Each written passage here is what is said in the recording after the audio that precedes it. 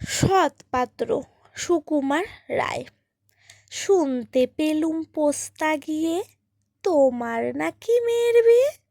গঙ্গারামকে পাত্র পেলে, জানতে চাও সে কেমন ছেলে। মন্দ নয়, সে পাত্র ভালো, রং যদিও বেজায় কালো। তার উপরে মুখের গঠন অনেকটা ঠিক পেঁচার মতন।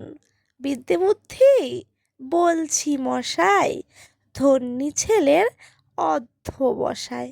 19টি বার ম্যাট্রিকে সে ঘায়েল হয়ে থামল শেষে। বিষয় আশয় গরিব বেজায়, কষ্টে সৃষ্টে দিন চলে যায়। মানুষ তো নয় ভাইগুলো তার, একটা পাগল একটা গোয়ার।